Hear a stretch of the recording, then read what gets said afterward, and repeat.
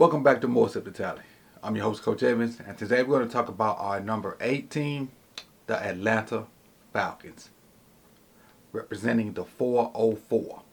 Let's get right into it with the one of the most peculiar picks, but I do understand why. In their quarterback room, they paid Kirk Cousins a boatload of money and then turned around and drafted Mike Penix. And I do understand why, because you don't know how much longer Kirk Cousins is going to perform or at what level he's going to perform at. So you got your backup plan already in place for whenever Kirk either falls off the cliff or just can't do it anymore, even though you paid him a boatload of money. So you got that backup plan ready to go in place. But let's talk about Kirk last year and what he did at Minnesota before he tore his ACL. Played in 8 games, 216 completions, 311 attempts, 69.5% completion percentage, almost 70%, 2,331 yards, 18 touchdowns to only 5 interceptions, a 103.8 quarterback rating. Kirk was balling before he tore his ACL. He was really doing it in Minnesota, and he did enough to get a nice, huge contract. And Kirk got a lot of money, man. Kirk bet on himself a bunch of times and got a lot of money out of it. His agent should be commended for the contracts that he's gotten in the NFL. Backing up Kirk, it'll be a battle between Taylor Heinicke and Mike Penix. Mike Penix being a rookie, but Heinicke was with the Falcons last year.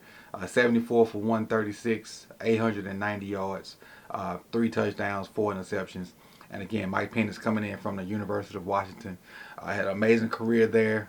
Led them to the national championship game where they lost to Michigan.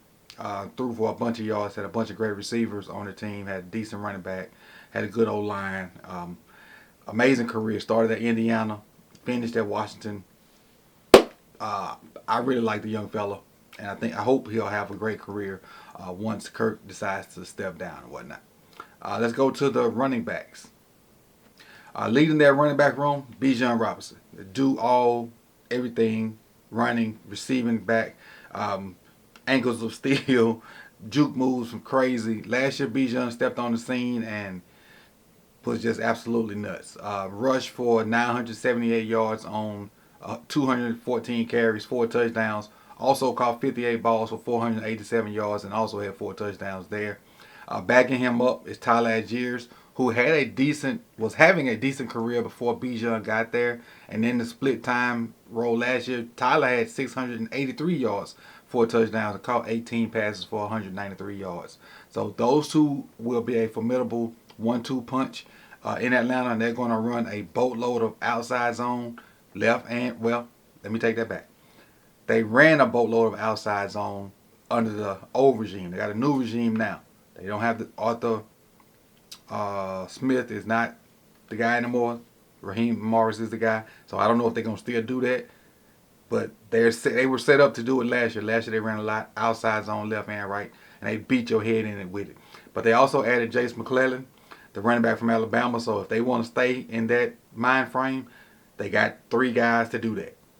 One cut go guys, shifty guys, guys that can catch the ball at the backfield. They got 3 of the same type backs to do that. And Bijan is an amazing, amazing back with the ball in his hands in space. Let's talk about the receiving core. This is where they need to build on. Drake London can be a star. 69 catches, 905 yards, 2 touchdowns last year. Growing to be that number 1 guy.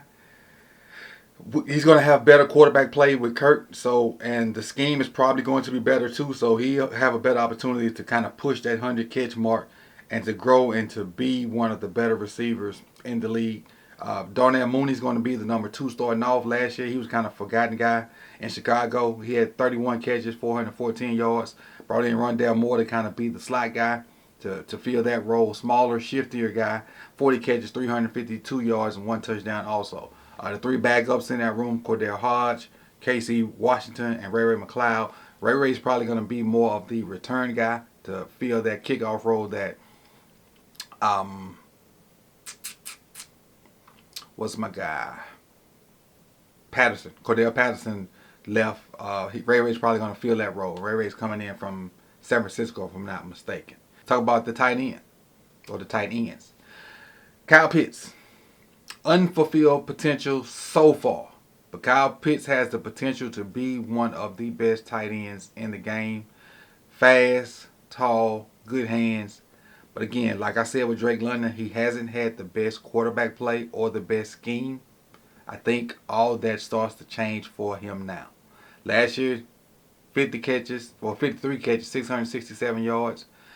I'm looking for Kyle Pitts to push 75, 80, maybe even 90 catches this year and definitely hit 1,000 yards. Definitely. His skill set is for a tight end is crazy. And he just wasn't, in my opinion, wasn't being used right. Backing him up is Charlie Warner. Last year, Charlie Warner was George Kittle's backup. Warner only had 3 targets, 3 catches for 32 yards. And then John Fitzpatrick was on the team last year. He only had 1 target, 1 catch for 12 yards. So that's their tight end room. But Kyle Pitts is the man in that tight end room. And Kyle Pitts has the potential to be a superstar. He just needs better quarterback play, better scheme, and he needs to fill in that role himself. Let's talk about their O-line, which I think is pretty good, especially for what they do up front. Little tidbit about their O-line, they have 3 first-round picks on their O-line. 3. Let's start with left tackle Jake Matthews, and these are their PFF grades, graded out at 71.2. Matthew Bergeron, who is a second-round pick, he graded out at 59.1. Drew Dalman, their center, who's a 4th-round pick, graded at 82.3. Chris Lindstrom, who I think is their best O-lineman, is a first-round pick also, 87.6. And Caleb McGarry, who is their right tackle, who's also a first-round pick, graded out at 75.5. So their scheme, their outside zone scheme, which I hope they stick to, this is a big reason why they're so successful at it. These guys, they be locking step when they run it. Their steps are, it's like poetry in motion when they're on it, and they allow their backs to find creases and gaps and hit it and go. It's just other parts of their game that they weren't able to complement off that outside zone stuff. But I think now they'll be able to do that, and that's the reason why they're in the top 10 of the countdown. Mainly because of the new scheme they're going to, adding Kirk Cousins, and their O-line. Let's get to the dark side. And let's start with those interior guys. Zach Harrison, David Onyemata, and Grady Jarrett. Zach Harrison, 33 tackles, 3 sacks, 4 TFLs. He's going to be your nose. David Onyemata will be like one of your 2 techs. No, I'm sorry. Zach Harrison will be your 2 tech. David Onyemata will be your other 2 or 4, however they want to play it. Grady Jarrett will be your nose. Grady Jarrett had 23 tackles, 1.5 sacks. Onyemata had 50 tackles, 4 sacks. And those guys really just trying to clog up the middle. They trying to clog up the middle and occupy blockers like most interior defensive linemen trying to do, to allow the linebackers and the outside linebackers one-on-one matchups. Mainly outside linebackers one-on-one matchups, and keep your interior linebackers free so they can run around and make plays. Speaking of outside linebackers, they're going to have Arnold Ebik. Let me see. How you say that? Ubiquity. I'll put that on the screen so you can see it. And Lorenzo Carter on the edge. Arnold, AB, what you just call him, AE. He had 6 sacks, 25 tackles, and Lorenzo Carter had 3 sacks and 35 tackles. Both of them had a pass defended. AE had 2 forced fumbles and 6 games started, and all of them played 17 games total. So, and one thing I like about their defense, everybody's coming back. So there is nobody on this team that was brought in like for a free agent. Everybody that's listed as a starter was on the team last year. So there's familiarity with each other.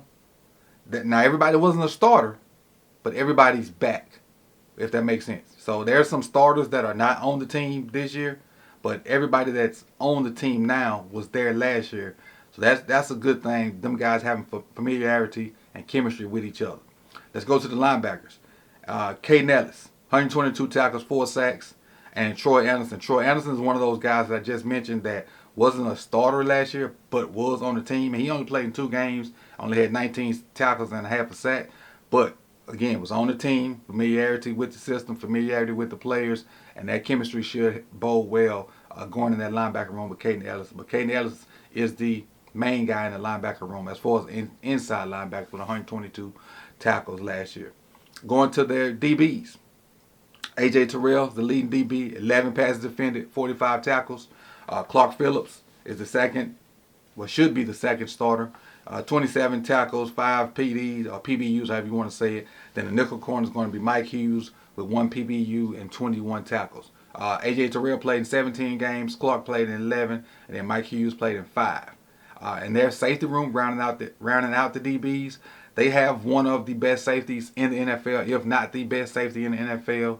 Jesse Bates, and Jesse Bates, a stat sheet stuffer, 6 interceptions, one of them for a touchdown, 11 passes defended, 3 forced fumbles, 132 tackles, 3 tackles for losses, a QB hit, and back there with him is DeMarco Hellmans, and Hellmans played in 15 games last year. He had 40 tackles, 1 TFL, 1 QB hit, but their guy on defense for them is Jesse Bates, and as long as he gets everybody where they need to be, alignment, assignment, and he does his Superman type stuff, they'll be okay defensively. They were a lot better team defensively last year than they had been in the past, and Raheem will make sure they're even better this year. Offensively, I think they're going to be all right. They got some playmakers on offense. Defensively, their coach will make sure they're better. And some of these names that you don't recognize, Raheem will enhance those. And Jesse Bates, you know what you get out of Jesse Bates. Let's take a look at each position group and where I have them ranked at and see if they're too high, too low, and you let me know in the comment section. All right, the quarterback room I have at 19. Running back room, 5. Wide receivers, 24. Tight end, 11. O-line, 4. Defensive line edge, 9. Linebackers, 14. Cornerbacks, 23. And safety, 12. Add them all together, round them up, it's 13.33333, and that makes them the number 18 on the more Sip2Tally power rankings. Let's take a look at their draft picks and see how they fit into this year's team. All right, we talk about Mike Penix, so he's the in case of glass break for Kirk Cousins, the rookie from Washington. So we know what we're getting out of Mike Penix. We'll see a lot of him in the preseason, and probably won't see much of him in the regular season unless something happens to Kirk. Rook, Aurora, a bunch of O's in that. He may get into that defensive line rotation, but we'll see. He's out of Clemson, defensive tackle out of Clemson. Braden Trice, who's Mike Penix's teammate at Washington, they lost Calais Campbell, but I think they have a baby Calais Campbell in Trice. He can play the 1, the 3, and the 5. He's not as big as Calais, but he kind of fits that role, and he did that same thing out there at Washington.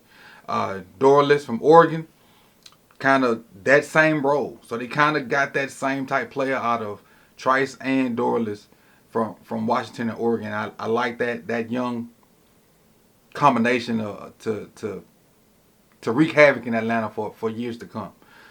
J.T. Bertram, the linebacker out of Notre Dame, he could maybe push Troy Anderson for some PT right there, especially with Troy only playing 2 games last year. But I think Troy was hurt, so that's why his numbers were down. So we'll see. And Troy, if I'm not mistaken, is a speedster that played at Oregon too. That stands about 6'3", 6'4". Jason McKellen, who will be the 3rd running back. Casey Washington, a wide receiver from Illinois, who is probably like the 6th receiver. And then Zion Loke from Georgia, defensive lineman, who may be part of the rotation, but it's going to be tough to get in there with those seasoned veterans in there because Onyemata and Grady Jarrett is 30. Zach Harrison is 22 coming off his rookie campaign, so it's going to be tough to get in that rotation. But those are your Atlanta Falcons. I have them winning the NFC South unless they just fold like they did last year. But with the new regime, I don't see that happening. Raheem Morris, offensive coordinator Zach Robinson, defensive coordinator Jimmy Lake. I think they're going to get it together this year. And that's all I got for you on the number 18, man. I'll see you tomorrow for number 7. If you have not liked the video, please do so. Comment, subscribe, hit that bell so you can be notified when the rest of the countdown continues. And I'll see y'all in the next one, man. Peace and love.